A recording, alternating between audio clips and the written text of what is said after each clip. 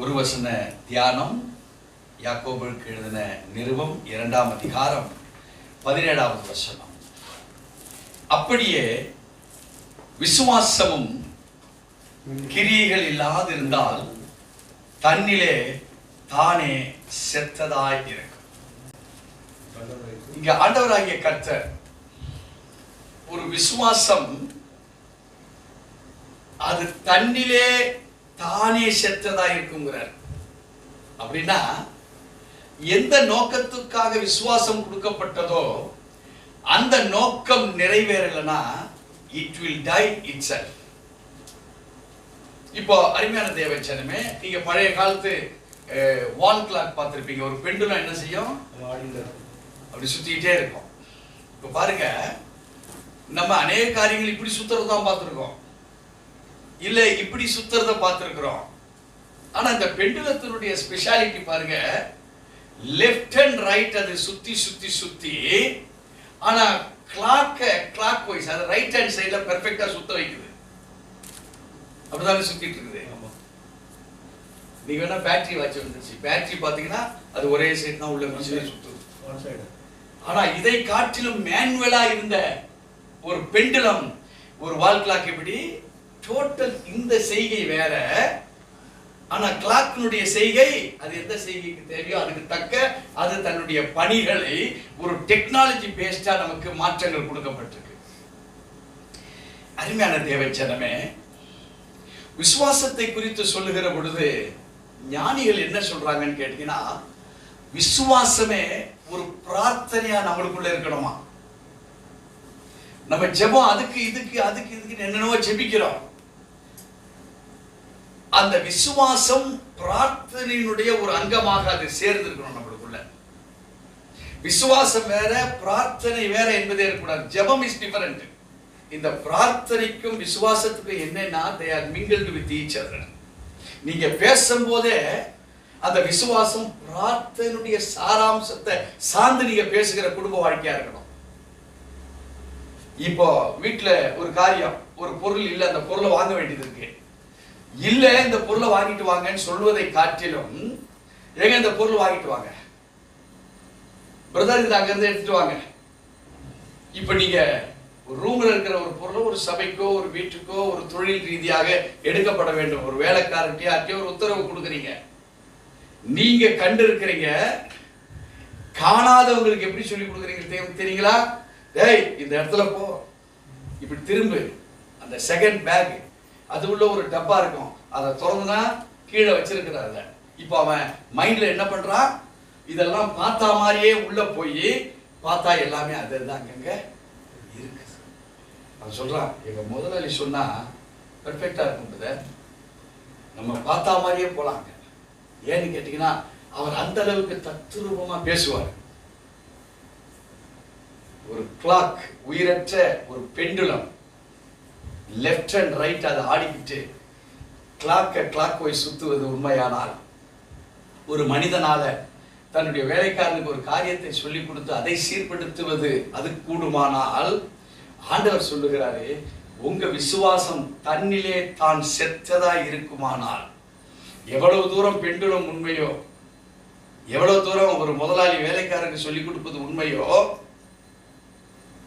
இந்த விசுவாசமாகப்பட்டது ஆண்டவர் சொல்லுகிற வார்த்தையின்படி அதிலே கிரியைகள் உனக்கும் அந்த விசுவாசத்துக்கும் ஒரு கனெக்டிவிட்டி இல்லைன்னா, நின்னு போன பெண்டுலத்துல இருந்து கிளாக் ஓடுமா?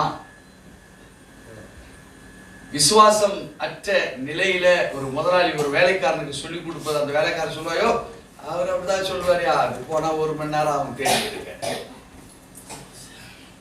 அவர் சொல்லிட்டாரு, அது நடக்கிறதுக்கு 5 வருஷம் ஆகும். இப்படிப்பட்ட வார்த்தைகளை ஒரு நெகட்டிவ்ல நம்ம வாழ்ந்து வளர்ந்து வந்திருப்போமானால், வேதம் சொல்லுகிறது தன்னிலே தானும் செத்ததாக நம்முடைய வாழ்க்கை இருக்கும். இன்னைக்கு கிறிஸ்தவ வாழ்க்கை என்பது it is based upon the faith with the real prayer. பிரார்த்தனையோடு கூட இருக்கிற ஒரு விசுவாசத்தை தான் தேவன் கிரியை செய்யும்படி அதிலே அவருடைய ஆவியானவர் இறங்குவார். அநேகருக்கு நடக்கல, அநேகருக்கு பிரச்சனை, அநேகருக்கு போராட்டங்கள். யாரோ ஒருத்தருக்கு நடக்குது, ஏன் நமக்கு நடக்கல? யாரோ ஒருத்தர் ஃபிளரிஷ் ஆகிறான், ஏன் நான் ஃபிளரிஷ் ஆக முடியல?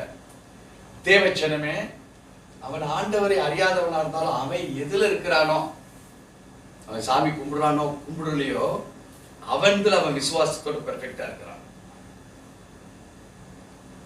சோ நம்முடைய வாழ்வுல இங்கே தன்னிலே தான் செத்ததாயிருக்கிற விசுவாசத்தை விட்டு விலகி தன்னிலே கிரியை செய்கிற விசுவாசமாக, முதலாவது உங்களுக்கு அது பலிக்கப்படுகிற விசுவாசமாக இருந்தாதான் அந்த குடும்பம் பெர்ஃபெக்டான ஒரு குடும்பமாக மாறும். அந்த கல்வி ஒரு பெர்ஃபெக்டான கல்வியா இருக்கும். அந்தபடி நீங்க இந்த வேதத்தை கற்றுக்கொள்வீர்களானால் இந்த வேதம் உங்களுக்கு கிரியை செய்கிற விசுவாசமாக மாறும். சோ உலக பிரகாரமா மிஞ்சி போச்சு நம்மள ஃபெயில்னு ஓரம் கட்டிடுவாங்க. ஆனா ஆவிக்குரிய வாழ்க்கையில் என்ன தெரியுங்களா நடக்கும்? நீங்க விவரம் தெரியலன்னா பிசாசு உங்களை பிடிக்க ஆரம்பிச்சிருவான். ஸ்பிரிட்டுக்கு அதுக்கு இந்த உலகத்துல டைரக்ட் ஒரு பிரின்சிபல் பாடி அதுக்கு கிடையாது. அதுக்கு தேவை அவிசுவாசம் உள்ள மக்கள் தேவை, தேவனை ஏற்றுக்கொள்ளாத மக்கள் தேவை, தேவனிடத்திலிருந்து பிரிக்கப்படுகிற மக்கள் தேவை அவனுக்கு. ஏன்? அவன் வெற்றி பெறுவதற்காக. நல்லா கவனிங்க, பிசாசு உங்களை சோதிப்பதற்காக இல்லை, பிசாசு வெற்றி பெற வேண்டும். அதற்காக நமக்குள்ள என்ன செய்வான்? நமக்குள் தன்னிலே சாகிற விசுவாசத்தை நமக்குள்ள பல ஆங்கிள் கொடுப்பான். உங்களுக்கு ஒரு காரியமும் உருப்படாத வைப்பான்னு வச்சுக்கங்களேன். ஏன் நடக்கல நீங்க ஆராய ஆரம்பிச்சீங்கன்னா நீங்க ஸ்பிரிட்டா கண்டுபிடிச்சிடலாம். ஆனா ஏன் நடக்கல என்பதற்காக உங்களுக்குள் இருக்கிற கிரியைகளை நீங்க விசுவாசிக்க ஆரம்பிச்சிட்டீங்க, வழியை விசுவாசிக்க ஆரம்பிச்சிட்டீங்க, வெற்றி பெற முடியலங்கிறத விசுவாசிக்க ஆரம்பிச்சிட்டீங்க, ஏழை என்பதை விசுவாசிக்க ஆரம்பிச்சிட்டீங்க. நீங்க நெகட்டிவ் தாட்ஸுக்கு உங்க விசுவாசத்தை கொடுக்கிற பொழுது என்ன ஆகுது? தன்னிலே சாகடிக்கிற நிலையை கிறிஸ்தவனுக்கு பிசாசு ரொம்ப டெக்னிக்கலா கொண்டு வந்துட்டான். உள்ள முடிஞ்சு போச்சு. ஓடிக்கிட்டு இருக்கிற பெண்டுனா இப்ப என்ன ஆகி போச்சு? வால் கிளாக்ல நின்றுடுச்சு. கிளாக் ஓடுமா? ஆனா அது கீ கொடுத்த உடனே இது லெஃப்ட் அண்ட் ரைட் தான் ஓடுது. ஆனா கிளாக் என்ன செய்யுது? கிளாக் வைஸ் ஓடுது. வை இந்த பெண்டுல இப்படி போய் ஸ்டக் ஆயிடுச்சு, இங்க திரும்பி வரல, கிளாக் ஓடாத. அப்போ இந்த லெஃப்ட் ரைட் எவ்வளவு பெர்ஃபெக்டா ஒரு பெண்டுலம் செய்யுது. ஒரு டெக்னாலஜி பேஸ்டு ஒரு மனிதனால் உருவாக்கப்பட்ட பெண்டுலம் கரெக்ட் செய்யுமானால், why not our faith of pendulum? இங்க உள்ள இருக்கிற நம்மளுக்குள்ள அசைவாடி கொண்டிருக்கிற அந்த faith அது தன்னிலே சாகுமானால் ஓடாத ஒரு கிளாக். நீங்க சொல்லுவீங்க அது ஓடலைங்க, ஏன் பிரதர் நின்று போச்சு? அது ஓடலைங்க, அதெல்லாம் அவனு கேட்டான். நீங்க நம்ம மேதாவியா என்ன பதில் சொல்றோம்? ஆமா பிரதர் அது ஓடல. அவர் என்ன ஜப்பான் லாங்குவேஜ்ல கேட்டா மாதிரியும் இவர் செந்தமிழ்ல சொல்ற மாதிரியும் ஏய் ஓடலன்னா அதுக்கு கீ கொடுக்கலன்னு சொல்லதான் ஆன்சரு. ரிப்பேர்னு சொல்லு. ஆமா ஓடல. இப்படிதான் கிறிஸ்தவம் போயிட்டு இருக்கு. ஏன் பிரதர் நடக்கல? அது என்னவோ பிரதர் நான் ஜெபிச்சுதான் பாக்குறேன். ஓம் பிரார்த்தனை விசுவாசமும் ஒன்னா இல்லை. பிரார்த்தனை பாட்டுக்கு பிரமாதமா இருக்குது, விசுவாசம் பார்த்து கீழே பிரமாதமா ஓடிக்கிட்டு இருக்குது. இது அப்படியே போய் சேர்ந்து மேல இவன் பாக்குறான், அப்படியே சாமி ஏற்று பாருங்க பிரார்த்தனை. அவர் பாக்குறாரு என்னடா புதுசா வருது மேல, ரொம்ப விசேஷமா நூதனமா ஜெபிக்கிறாரு நம்ம ஆளு. ஆனா விசுவாசம் தன்னிலே தான் செத்து போச்சு. 2:17 படி அப்படியே விசுவாசமும் கிரியாதில்லாது இருந்தால் தன்னிலே தான் செத்ததாய் இருக்கும். ஆண்டவர் சொல்றாரு இப்படிதான் இருக்கும். அவருக்கு ஏதாவது ரெமிடி சொல்லியிருக்காரா? இங்க எதுனா மாற்று பாதையை சொல்லியிருக்காரு? ஒரு மாற்று பாதை இல்லை, வசனமே இப்ப மாற்று பாதை தான். என்னது? அப்படியே விசுவாசமும் கிரியைகள் இல்லாது இருந்தார். அப்படின்னா என்ன அர்த்தம்? அப்படியே என் விசுவாசம் இப்பொழுது கிரியை உள்ளதாக மாறுகிறது என்று நீங்க அந்த பிரார்த்தனையோடு கூட அந்த விசுவாசம் கலந்து வெளியே வரணும். Not only prayer. அந்த பிரேயர்ல ஒவ்வொரு வார்த்தைகளும் விசுவாசம் நிறைந்ததா இருந்தால் நீங்க வீட்டுல போய் வாசித்துக்கங்க. 14 இருந்து 29 வரைக்கும் வாசித்துக்கங்க. இதனுடைய சாராம்சம் இருக்கு.